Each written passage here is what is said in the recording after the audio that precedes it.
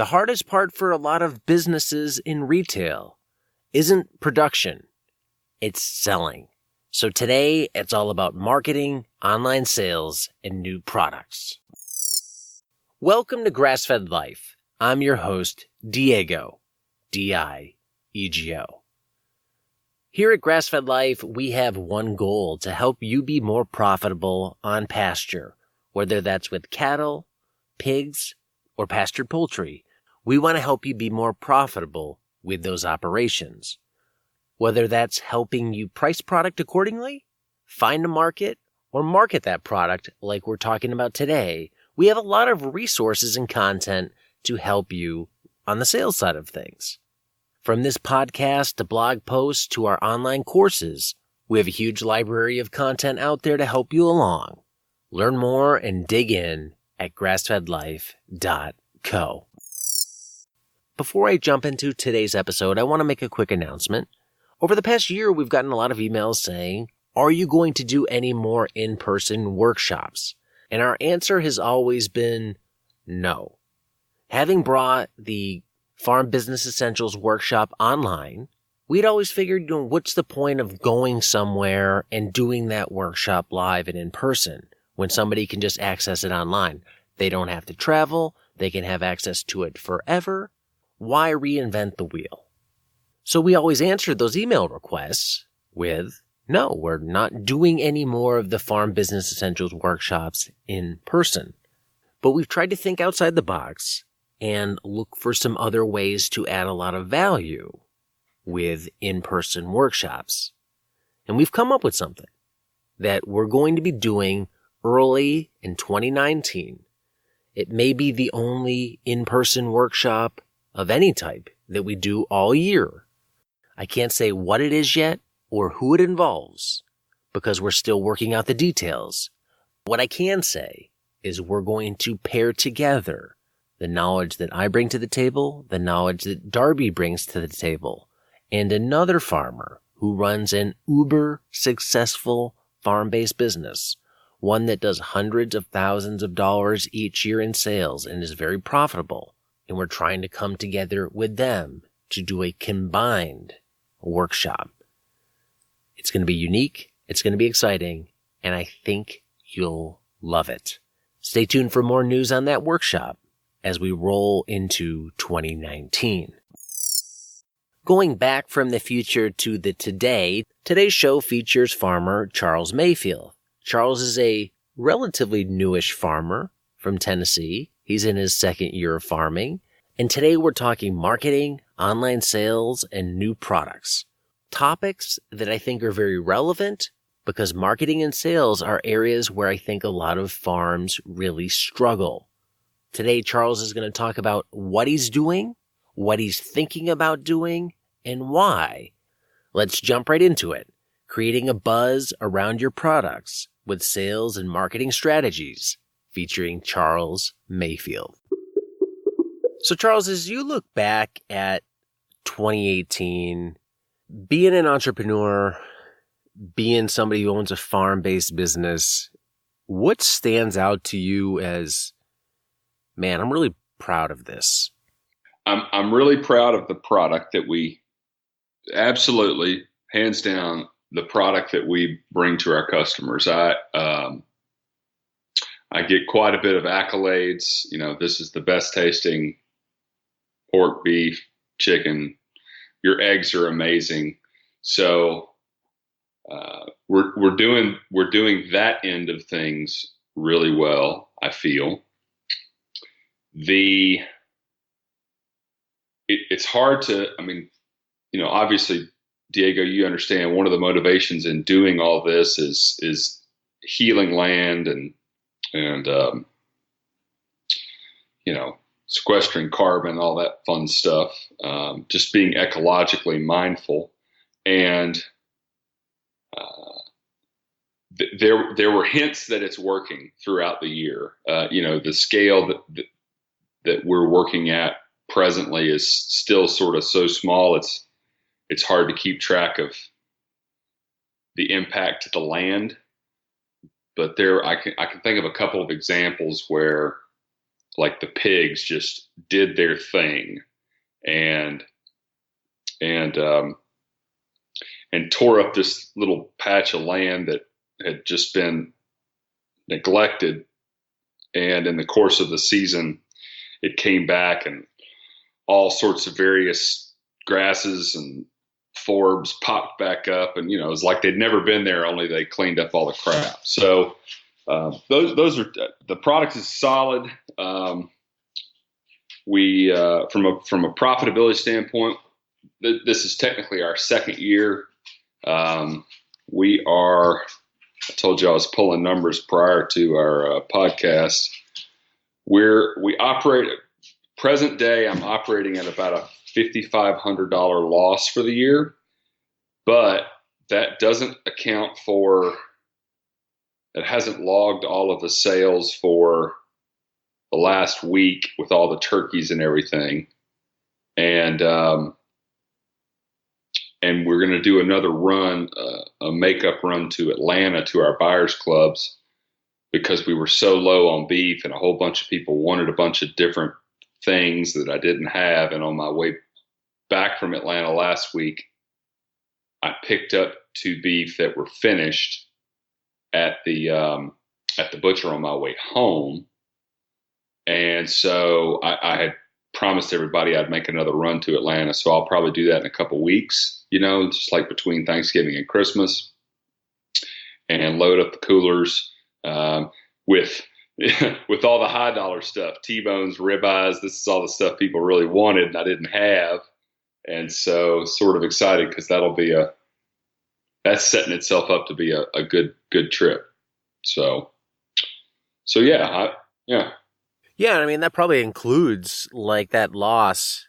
One thing you have to think about in a inventory business where your inventory is more based on the expense that went into producing that inventory, meaning feed is an expense that gives you inventory at the end of the day, is that loss includes any product sitting in your freezer. Oh, for sure. And we're long on pork, but we're getting shorter, which I'm happy about. I think our last conversation I mentioned, I'm down to 6 chickens, maybe 8 chickens in the freezer, which actually makes me really happy, because for the longest time it was a full of freezer inventory deal. And, got I'm sure we'll touch on this later, but, got all the batches scheduled for next year. But the other thing I was thinking about the other day, I've sold I've sold what amounts to 4 beef this year, and none of those beef were mine. So, I've got this beef partner. This relates to the P&L. I spent a bunch of money in 2016, early 17 to start my beef herd. Well, no realized revenue from that beef herd yet. Actually, I shouldn't say that. We culled 1 cow, so I finished 5 cows, and so of the 5 that we've sold, 4 of those I've obviously paid my beef partner, because this is beef that he was finishing. I've paid him for the cow, for the beef. That we built some margin in there for me, but that's probably $4,500 in spent money just to provide beef to my customers. So the take home there, hearing that for me, is like, the numbers can be deceiving. You really have to understand why the numbers look the way they are, and a loss on paper, like you said, can unfold and be very different when you really think about, okay, what do I have that's unaccounted for right now? And if sales come in, those sales are free and clear, built into that loss, profits go up. And when you think about your business, all the things that you're proud of, I mean, do you look at this as like, this is a business where you're your sole supporter, you're your rallying cry, like the pigs clearing out that little area of land? Is anybody else going to notice that but you? Well, at this stage, probably not. I talk about it. I mean, a one-off funny story about pigs and what they do. So my dad, we mill a lot of lumber here. He's got a great sawmill, and he's got these there's like 7 stacks of stickered boards that he's been drying. Lord, they've been there for years, and of course they're stacked and covered, and you can't get too close to them with a mower, so it's all grown up and nasty around them. And I just finished running the pigs in 3 separate intervals. I included sections of this lumber pile in their paddock, and so Dad noticed. He was a little curious as to what I was doing, but now that it's done, of course, it's winter too. But they knocked everything down, trampled, scratched. So most of the time, I'm the one noticing. But I try to at least voice my observations to those close to me, and talk about it with customers. I try and keep a farm regenerative story on hand for when I see folks like on the recent food drop to Atlanta. Yeah, the reason I ask that is because, I mean, we're recording this Thanksgiving week. It's a time of year where there's this air of thankfulness, and I don't know that entrepreneurs enough take some time to do what you did to prep for this episode and like make a list of, hey, here's what I did this year. And why I asked about if it's just you, because I think sometimes as business owners, you feel isolated. Like my wife isn't involved in the day-to-day of the business, and she doesn't notice what's going on. So if anybody's going to appreciate the awesomeness that was done, it really has to be me. And that means I have to take a special effort to say, wow, look what I did this year. I think if you don't do that, and you don't notice the accomplishments that you're making and how much you're getting done, and really think about, like you said, what customers said, and take a minute to acknowledge that, sometimes it can feel like a grind and drudgery and like it's going on forever. So if it's just you, or even if it's not, if you have a small crew, I think everybody's sitting back and kind of doing something like you did of, here's a look back at 2018. Here's what we accomplished for production. Here's some logistics. Here's how sales went. If you just think just making that list, it puts it in front of you. And I'm looking at your list here. It's beefy, no pun intended. And it's like, if you put that on the wall, that's something to be proud of, because I think if you printed that list at the beginning of the year and said, here's what your year would look like, I'm not sure that you would say all that would happen or all of it would get done. That's fair. It's a good idea too. I might have to print that thing off, stick on the fridge. It goes back to that adage of, we overestimate what we can do in a day, but we underestimate what we can do in a year. And within the grind of a year, there was times where I'm like, I'm sick of this. I'm tired. I'm burnt out. This isn't going anywhere. But I sit back and look at what I've done this year. And if I throw the livestock side out, I mean, everything I've done with Paper Pod and growing that, I've put out a lot of YouTube videos, all these podcasts. And then Darby and I, we put out the course that required an immense amount of work. We filmed the brand new pasture poultry processing course and put that out. Like, that is a megaton of work. And I try and force myself this time of year to sit back and just awe at that and say, look what you did. Like, be proud of who you are. Be proud of what you did do, because it's very just easy to look in the hustle and bustle and move on to the next thing without just acknowledging what we did. And I look at some of the notes like you have, total revenue up 30%. Food drops were all above $3,000 per year. And as an outsider not involved in a livestock business, that sounds good to me. No, we had a good year. I thought about it after the fact, but this is our second year, so surviving, like, that's something to be proud of. But no, it was a good year, and I get a daily, weekly reminder of sort of an attaboy, knowing the kids are eating this food too. I mean, that's that's a really unique part of this from a familial perspective is, you get to enjoy the fruits of your labor on a regular basis. We're actually in the middle of, you knew this, we're in the middle of no eggs. I'm actually down to my last dozen. I stole the last few dozen eggs from our customers between the old layers and the new layers. And, boy, you really, you appreciate, those things when they're gone, like anything else. So that's a huge benefit for a lot of small farm families. Like, you're eating the celebrity diet. The average middle class person in America, I don't want to say they can't afford, but they wouldn't choose to spend that much on all of their meat product. It would just be too much of their budget, and they'd rather spend money on other things. That's kind of my general takeaway.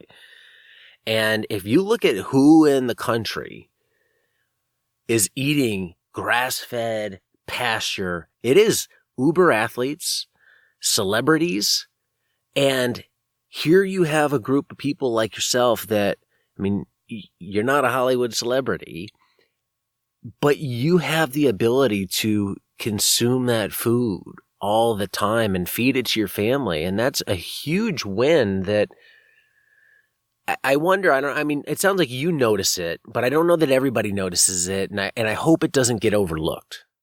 It's interesting.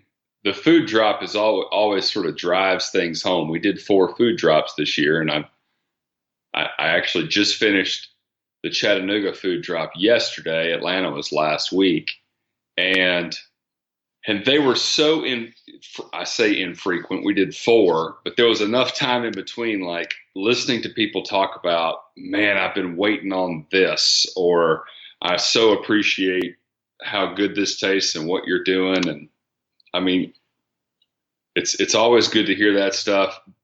There's absolutely nothing better than walking across the street or coming home with, 2 pounds of ground beef and making burgers that my kids just devour. Yeah, noticing that stuff is important. I've learned it from doing the podcast of when somebody says, hey, this has really helped. It does put into perspective the work that went into it. And you're like, wow, okay, this made a difference. Like, it fulfilled me in some way, but it also resonated with somebody else. And that's, part of my mission, like a lot of farms are, as well, as to make some sort of change, whether that's with feeding people or with the land. Now, if you think about what you did in 2018, that in a way dictates where you want to go in 2019 or where you have to go in 2019. And one thing you said in the email is 2019 is going to unquestionably be the year of my greatest challenges with the farm. What do you mean by that? From a couple of perspectives. One is, if we're going to grow, which, any business needs to grow, then we're going to have to take on more customers, which means a little bit more freezer space, infrastructure costs. So some of the challenges are just purely infrastructure and economic driven. The hope, I've put in some applications and getting hopefully some help with burying water lines and utilizing. You'll remember when you were here, Diego, the field where the cows are. Well, there's another field connected to that, and we're gonna try and put a well in and bury black water line throughout. And I'm actually gonna move, from a production standpoint, literally the entire operation over there. I mean, I say that it's across the street, but 100 miles might as well be, or a mile might as well be 100 miles sometimes. So anyway, all of that work's going to have to get done this coming year. So it's going to be a real challenge to get all that done. Now that'll make the next year tremendously better. But yeah, I feel like I'm at the tipping point of inventory management, customer interaction and ordering processes. Like I feel like we need to get into some automation, which means online, which means website. So all of that's sort of in the throes of conversations I'm having right now with myself in terms of planning next year. One thing I know from talking to hundreds of farmers is growing the business side of a farm business and putting in infrastructure or changing infrastructure in parallel can be very tough. So you're going to move across the street, put in the water line. Do you feel like the sales side with your customer base, that's at least stable, or it can, I don't want to say autopilot, but you can relax a little bit and focus on the infrastructure where it's not, the customer side isn't going to be as needy because that flywheel's running? I guess we'll find out here soon. We'll be reaching out to our members between Thanksgiving and Christmas to get them to ante back up for the year for 2019 in terms of their buying club contribution. I actually had a new customer on my Atlanta visit. This is a new guy that's been sort of paying as we go. Wrote me $1,000 check on top of what he bought to go ahead and sign up, that was a cool experience. But yeah, we'll know. The buying club has worked well enough to this point to sort of give us a reasonable prediction for the year and set some standards when it comes to production. So yeah, I feel pretty good about sales and customers coming into the year. What I want to do is make it easier for them to buy, and at the same time make it easier for me to sell. So that's the whole idea with this online ordering system, and I've got a lot of work to do on it.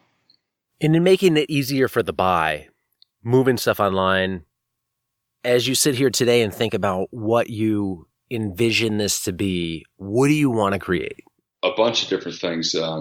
One thing we've talked about before is moving from selling chicken by the pound into selling chicken by the size. So small, medium, large, fixed price. That's something we have to do. And you have to really, at least this is my opinion, you have to do that across all of your products. So I have more or less two sizes of pork butts, large and small.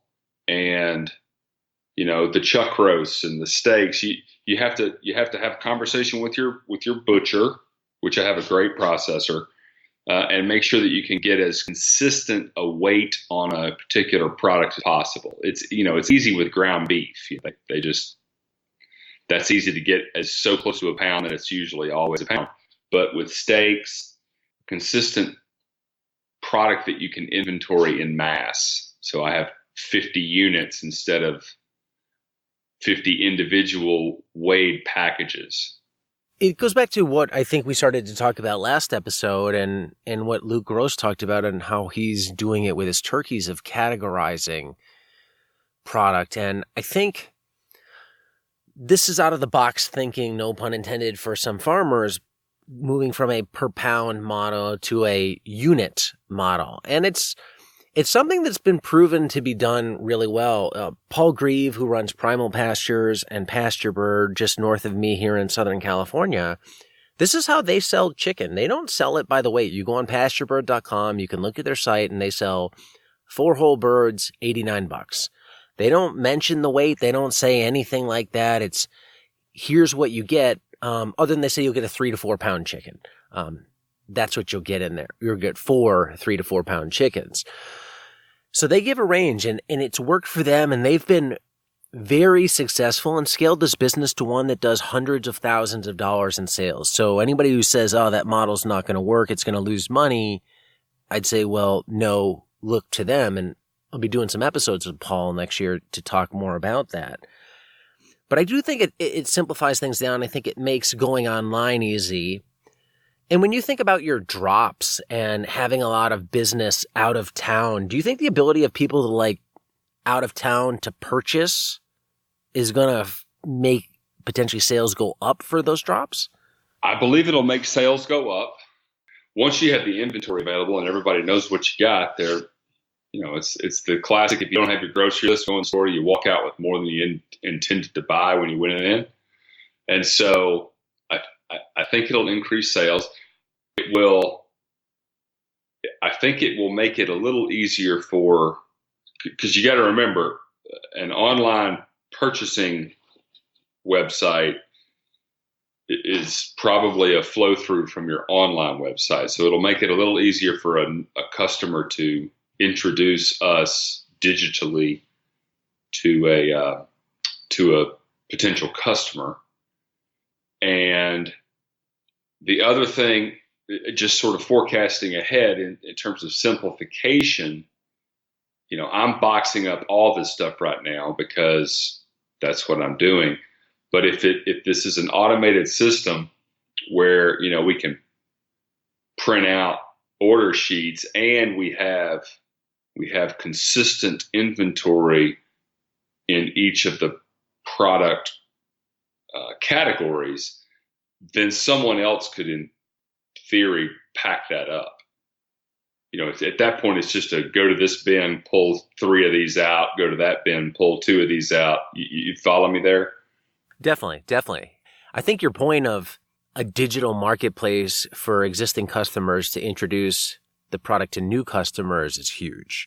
Because if you do a food drop in Atlanta, and those are some dedicated buyers, they're probably buying a decent amount and they're committed to you. If they want to tell somebody about Mayfield pastures and where they can go and how they can buy the product, I think you'd admit right now it's probably cumbersome for them to do that. Like they can't just say, oh, go to mayfieldpastures.com, look at their store, and you can, view their products, see their pricing, place an order. And if you can do that, it makes that whole referral side of things easier. And you know it from insurance. I know it from when I was in finance.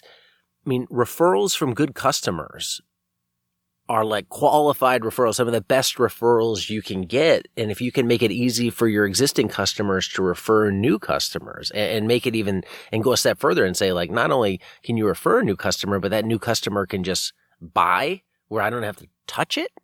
Like, that's a dream for a lot of businesses. I agree with you. I'm going to play a little bit of I don't know if this is devil's advocate or not. One of the really cool things about this last year, we did pick up 1, 2, 3, 4, probably 5 or 6 new customers in Atlanta this year. And one of the coolest things about it was all of the referrals were a direct email and then subsequent conversation. Okay, so I'm bringing this up because I think it's really cool when someone can pick up the phone and call or email. That's direct. It's not go to their website, read about them. Okay, great. Maybe I'll order some stuff. I think you need both. In other words, I think you need both, and it's always good to reach out to a new prospective customer. It's a valid point, and I'm with you. I think if you can get them to call you, it's going to allow your passion and you to answer questions. That's all going to help with sales. But I think having both also, like, you capture the category of people who are like, I got to call him. I don't have the time to do that. Like, I don't want to do that. Let me just see what they got and I'll go from there. I'm busy. And to have that 2-pronged approach is really valid. And then, I mean, even from a conversational standpoint, you can be like, hey, check out our site if there's something you really like. If I can't help you right now, we're there, visit the store, place an order, and you'll see when I do my Atlanta drops, and we'll set you up for the next drop. Yeah, but I guess, I wasn't discounting the importance of getting this online stuff going so much as just, a 2-pronged approach is big time. And thinking of your food drops, that's worked well for you. You've done a good amount of sales, and you're actually going to be increasing those next year, right? The total drops. Yeah, I've got the the framework calendar put together and hoping to solidify it over the weekend. But yeah, we're going from 4 to 6 drops is the plan. I'll do a pre-chicken drop in February. I say pre-chicken because our first batch of broilers won't finish until the second food drop in, I think it's April. But yeah, I think we should go to 6. We've got the demand. If things continue the way they are, then the van will still be full when it's rolling down the interstate, and 6 is more than 4. For any of those drops, have you been not had enough product in any category that could have been absorbed in a drop? This year we had a short bacon drop and ended up making up for that on the next drop. This past drop we had a short beef. I actually was able to fill in the gaps with some ground beef from my beef partner. So I filled in those gaps leading up to the Atlanta drop, and obviously we're flush with beef now. Chicken's never been a problem, but chicken, this is a classic. Like, this is what's going to happen. My first food drop in February, everybody's going to be fired up, and I'm going to get orders for 50 chickens. You're like, guys, they're not going to be here until April. But no, we never dealt with a chicken problem this year. We've had a couple of specific maybe pork inventory, like I'm out of mild sausage. But yeah, so I guess the broad answer is a couple times here and there, never very extreme. But our customers are very understanding, and you just communicate with them. Hey, don't have this. I usually try and make sure I offer them something else. I was one out of this last drop. I'm out of this mild pork sausage, but I've got loads of this sweet Italian. We do sweet Italian links, but then I've also done some. It makes phenomenal meatballs. I've done some in just 1 pound bulk grind. And so I had 2 different customers that wanted mild sausage. And I said, I'm out, but I've got this. Do you want it? And heck yeah, bring it on.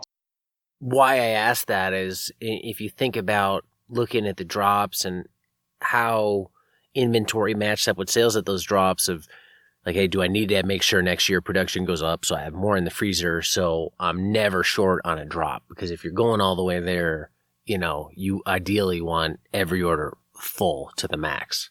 Absolutely.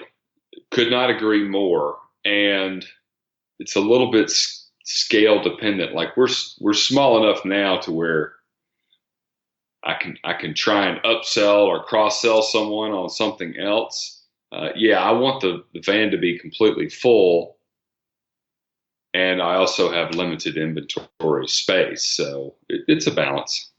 And one of the products you sold through that buying club that is very relevant this week, given that Thanksgiving here, was turkeys. We talked about how you were approaching turkey sales.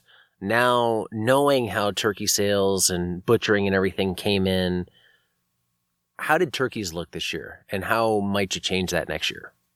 I will say turkeys looked great this year. We'll start with just the basic. Mortality was, I think, incredible. Growth was phenomenal. You and I maybe talked the last time about how big the turkeys were. I ended up figuring out why they were so big. I had to change processors and move my processing date way back when, and I'd already ordered the birds. And so they actually, this is a one-off from our last conversation, Diego, they actually went 19 weeks, not 16 weeks. So that's why we had such big birds. But yeah, we sold 93 went to the butcher. I turned 18 of them into ground turkey in 1 pound packs. And this guy makes turkey bratwurst. So I got 30 pounds of sort of bratwurst, linked bratwurst, to sample and start seeding for maybe next year. And so 75 birds, we're down to about 6. And I ended up, I had I had two different customers that had committed to a number of birds and then decided to change. They either reduce or eliminate their order, and that was another 12 birds. So I'm actually tickled pink about where we are as we sit here. What would I change next year? I think I'm going to make I absolutely am going to make a much bigger push out to not just my customers, but their friends, family, kind of the local scene, to order or reserve a turkey early in the season. I didn't really do that this year. And does Darby take deposits on his turkeys? Yep, he absolutely does. Yeah. Yeah, all of them, every single one. If you want a turkey, you send me a deposit. Yep. I sort of fudged that. I mean, I asked for a deposit, but I fudged that with my buying club members because I already have their air quotes money. But we've got, I think I'll be a lot more, put a lot more effort into trying to raise way more awareness early in the season before the turkeys are even here. Yeah, and thinking about that, I wonder if there's some way to incorporate a model that, a lot of other businesses use where I need to sell this many turkeys to cover my costs. If I sell this many, the rest are free and clear, and you incentivize early sales of that number of turkeys by some sort of bonus. So if you're looking to push turkeys earlier in the year and okay, really I need to sell 25 of these to feel good and be, kind of clear and cover expenses of production. The first 25 turkey orders get a pint of lard or something with that to just give a little incentive to say, be one of the first people.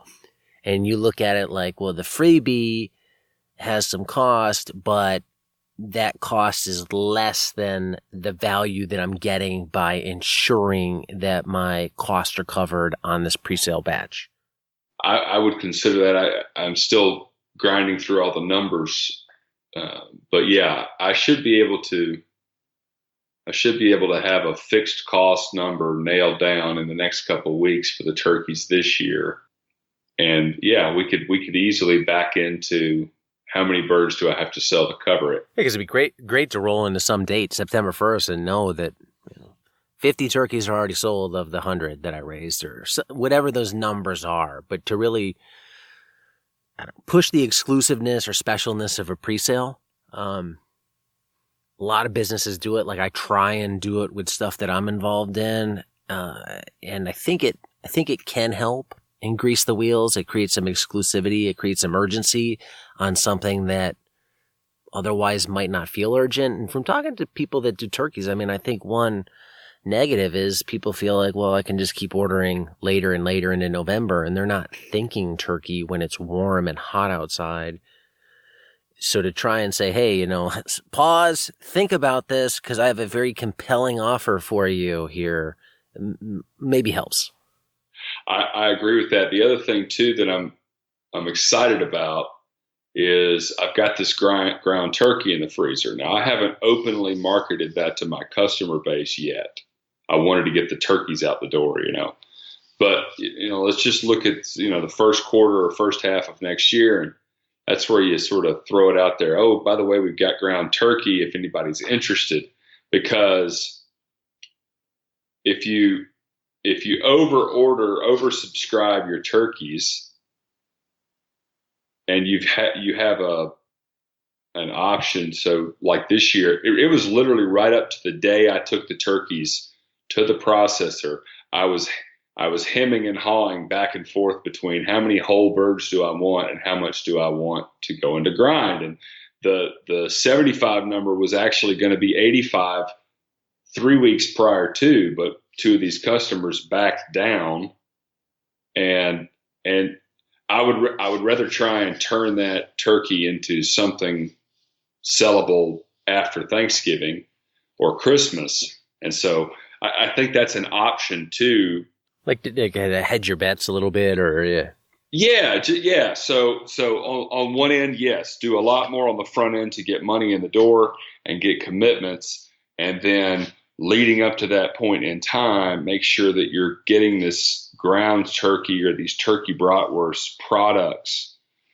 Similar to what we did, Diego, with the stewing hens, which I've gotten great feedback. I mean, I've already had 3 people cook it up, and they were thrilled. So same kind of concept there. You sort of take a little in the shorts. Hey, try these turkey bratwursts. Hey, I mean, I know the ground turkey's good. I don't anticipate giving a lot of that away. I think it's just more letting people know it exists. But the more you can build that up, I mean, our customers understand that we're a seasonal business, and if June rolls around and I'm out of ground turkey 1 pound packs in my freezer, I'll be thrilled, because that means 40 to 50 people bought it, enjoyed it, and want more. And that just gives me a lot more room come November when I take the birds. Yeah, and it might be an answer to your chicken shortage question. February, people want chicken, whole chicken. You don't have it, but I have ground turkey. It's poultry. It's different, but hey, it's similar.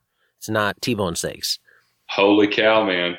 See, I get way more out of this than you get. Well, it's funny, thinking about it, like, because the wheels just get turning. And one thing I like that you said there was, maybe you take it in the shorts one year, and you think about one of the perceived dangers around turkeys, as I view it, from talking to Darby and you and some other people, is you're left long on whole birds. And that is like, the person left standing in musical chairs, like, oh my God, what am I going to do with all these turkeys? I can't sell them.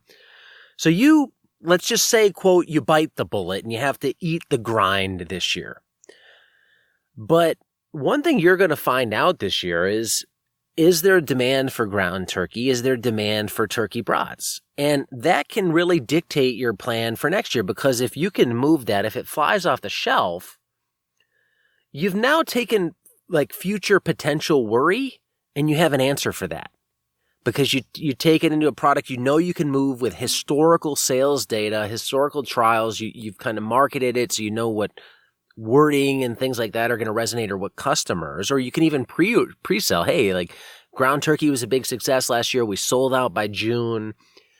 If you want ground turkey this year for 2020, you got to let me know ahead of time, and then that gives you some indicator of what to grind up. But it's like, unless you spend the money to debone and grind it, which maybe some people could be leery of the first year, you're never going to know if it's going to work. It's all hypothetical, and you're playing this out in reality. Yeah, I'm taking notes here. I was thinking too, back to the turkey, the initial turkey outreach. Who wants to reserve their Thanksgiving turkey? Creating almost an order form out of that. Do you want a Christmas? Do you want a Thanksgiving turkey? Check this box. I mean, not literally, but figuratively. Do you want a Christmas turkey? Check this box. Would you like turkey bratwurst? I mean, like, almost pre-sell everything turkey related as much as you can in June. Yeah, and it ties into something you said last episode. I'm reminding everyone that turkeys are great for Christmas too. And just because you know it, or you assume the customer knows it, doesn't mean they know it. So the extra of putting that in front of their face of like, hey, you can have it for Christmas. They will be available for Christmas, but you have to let us know. It sounds like a trivial step that you could leave out and it wouldn't make a difference, but it may turn out to make all the difference in the world, because now you've seeded ideas with the customer. You're not requiring them to think, okay, do I want a turkey Thanksgiving? Yes. Like, it's like they just default to that. You're expanding their options, and now they're like, oh wow, look at all the things I could get. And it ties into something we were talking about prior to this of Adele's chicken sausage, and how that's just blown up and done really well at places like Costco. And part of that is there's variety, and sometimes flavors change. There's seasonal flavors. And I think maybe one of the struggles with farm-based businesses, and this is where an advantage where meat farmers have over veg farmers, if you have a good processor that can make things like sausage or brats or do different smokes or rubs, is you can have different types of the same product. And I think that keeps it fresh. It keeps it exciting. And this is maybe more relevant to farmers market vendors because the same farmers market booth and meat carries like the same bacon every year. Like that's great, but eventually that gets boring. It's like if you just shopped in a store that had one type of bread and one type of every product, eventually you're like, I kind of want some variety here. And there's no reason to get excited from week to week. You become mundane and routine. And if you look at what big brands do, from shoe brands or like Under Armour, who will have like different color schemes on the same exact shoe and they'll market that, to Starbucks, who comes out with all their seasonal flavored drinks, to fast food chains like Jack in the Box that is constantly has a new burger. What if small farms could borrow from that? And if you look at a local scale, I mean, the local scale that everybody has an example of is a brewery. And I've talked to Darby about this. I don't think we did it on a podcast of look at what breweries do of constantly changing up recipes and having specials. And that keeps it exciting because nobody wants to drink the same IPA all the time. So they want to lure people in with seasonal things. And if you could get your processor to say, hey, I want a limited run of 20 packs of peanut butter and jelly brats, some crazy flavor that maybe you collaborate with a chef on, and then you market it around, hey, we have 20 of these. It's on special right now. Get them while they're here because they're going to be gone. You get a urgency, you get exclusivity, you get excitement around it, and you also build anticipation because people want to know what's coming next. And I get that idea might sound cool, and there is a lot of back work, and you need the right person behind it to market it and make the product. But I'd push people to try and find ways to make stuff unique and create this buzz around something that isn't buzzworthy if it's the same all the time. And the seasonality of turkey, I think, has the potential to be really buzzworthy. Okay, so yeah, I agree with everything you just said. The seasonality and my family's business, or my historical family business, was in the ice cream business, and we're not involved anymore. But one of the things they do is through their visitor center every year they bring out 4 new test products for everybody to try. And they turn it into a contest. And usually what happens is they get 1 or 2 flavors that end up staying on the shelves into perpetuity or for some reason, reasonable time. So with the turkeys, yeah. I mean, you have the opportunity to do this with, I guess, any of your products, really. Pork, not so much beef, although I guess you could get into like hot dogs. You could make jerky, things like that. But pork for sure. I mean, Darby's bratwursts are big time.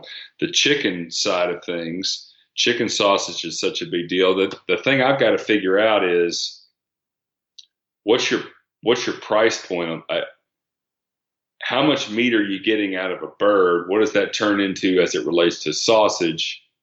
And what are you charging for it? I haven't done that with chicken yet.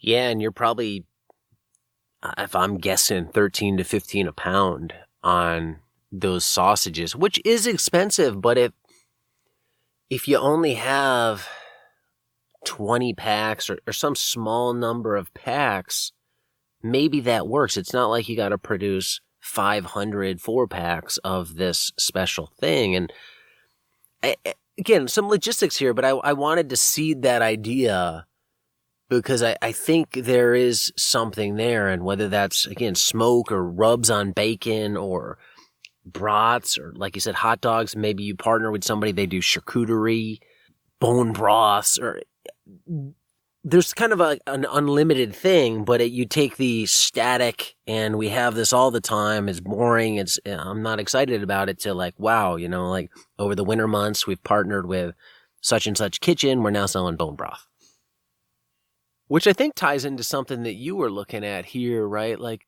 the carcass project. We had this beef we finished. We have a customer in Atlanta, a restaurant type customer that needs 200 pounds of beef a month. And we did a grind experiment with them in terms of, leanness, settled on a grind that everybody was happy with, priced it accordingly. So one of the beef I picked up last week was that particular beef was one that the grind is going to this restaurant. We're going to go ahead and get it in the freezer. He'll take it frozen. We're going to get it in the freezer and take it to him the last week in December. And so hopefully we'll do that every month next year. And so, it always presents an opportunity. So the goal number one with this beef was we got to get 200 pounds. Well, I asked for 250, but we got to get at least 200 pounds of 75% lean, 25% fat grind out of the cow. So that was goal number one. And the reason that's goal number one, and this, is depending on how much you were able to fatten a cow, you might be pulling your short ribs for the grind or your brisket because you need the fat. And so we started that was the top of the list, 250 pounds of 75-25 grind. And then I gave them a pecking order from there down of here's the stuff I want out of this cow beyond that. And, it was your bone-in ribeyes, bone-in T-bones. In the past, we've done New York strip and filet, but a lot of that was because it was a cull cow and they had to pull the spine. So this was a under 3-year-old bull. And so I got all of that product back and weighed everything out individually, put it on a spreadsheet, and then I priced each item according to my retail price and what I was selling this 250 pounds of grind to this chef for. So thinking about in terms of the total revenue of the cow and how it worked itself out in terms of cuts. And so we came to charging $4.20 a pound for the grind to the restaurant, which is fair. We came to like $3,200 for the cow if I sold everything. And so that was the project. And at the end of the day, I mean, is that something you think works long term? Well, the big goal with that project was, hey, we're going to have to kill a cow every time this guy wants 200 pounds of beef, ground beef. So let's just make sure that if we're selling him 200 pounds of the ground beef at this price, what's the total revenue of the cow? And so we wanted to make sure this was a profitable enterprise, and it's obviously a profitable enterprise. The secret is you got to be able to move your T-bones, move your ribeyes, the short ribs and roasts and the extra grind left over. That's not a problem. It's just making sure you can move those high-end cuts. So that was the point of the project was to sort of water test the viability of this customer throughout the course of next year. When you look at your customers that you have in the buying club, like this customer, one of the things that CSAs see a lot of is attrition, people falling off. Maybe buying clubs are different. I mean, this is a smaller group. I get the impression that a lot of these people are friends. They're tight supporters. Do you feel like that buying club group is pretty sticky in terms of coming back next year? I think it's a pretty sticky group. I mean, we lost master sheet 1, 2. I've got 3, maybe 4 out of out of probably 28 out of town members that we lost from year one to year two. And then this year we picked up as many as we lost, maybe a couple more. So let's see, that's 1, 2, 3, 4, 5. Yeah. So coming into this year, 2018, we lost 5 from the previous year and gained 5 right out of the gate. And then we've picked up an additional 2 or 3 or 4 over the course of the year. We're diving into all the stuff I haven't had time to completely flesh out. No problem. And if you think about that group of buying club customers, I think that's probably the least common way that people listening to this are selling is a buying club. If you wanted to grow that and add more customers, what would be your strategy? Well, one strategy that we're adopting in 2019 is this is something we're going to test. I have a great relationship with the local organic feed and seed shop, basically in Smyrna, Georgia, which is where we used to live. And he approached me months ago, and we've since talked again about becoming my food drop location in Smyrna. Right now, I drop at a customer's home, residential home, and it's worked great. So what we're noodling over is this guy's going to go buy a big chest freezer, and we're going to turn his shop into our Smyrna food drop, which means that I can show up there in the morning.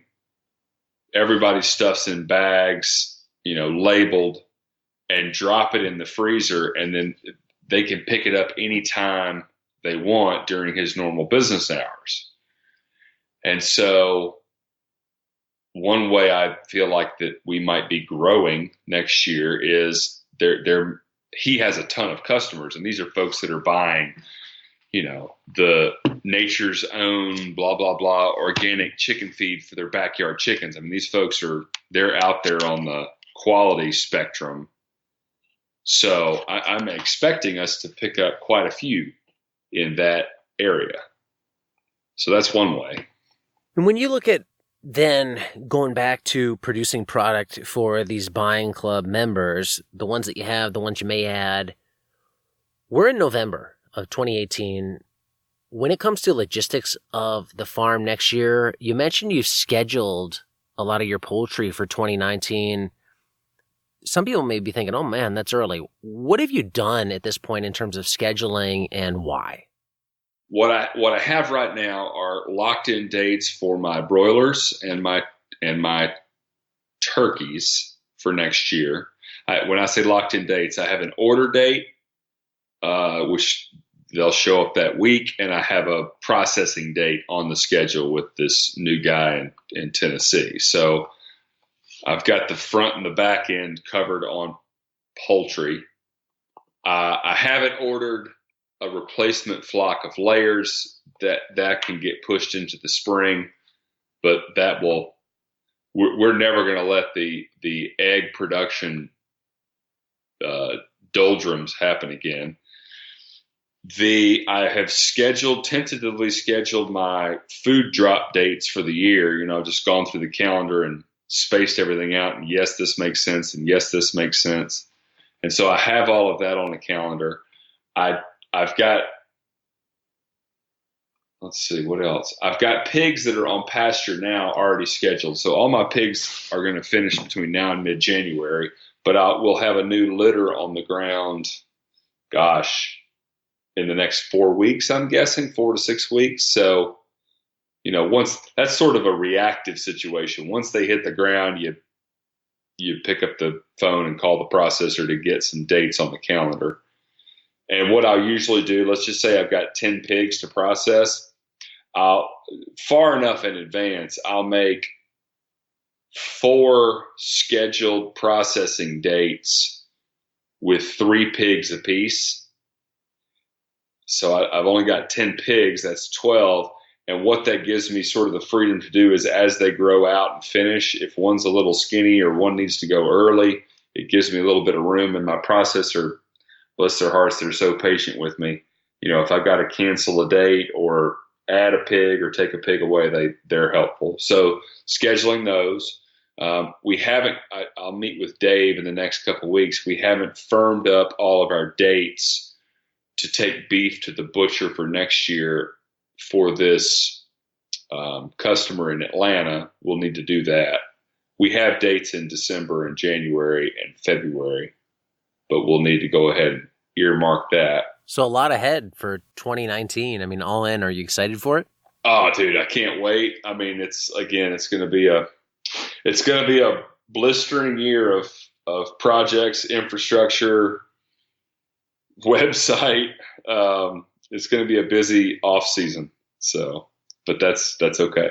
And given that, I mean, you're not too far north. You're in Tennessee. Do you get a little bit of downtime, or do you force yourself to take some farm downtime anytime here between Thanksgiving and whenever, Christmas, New Year's?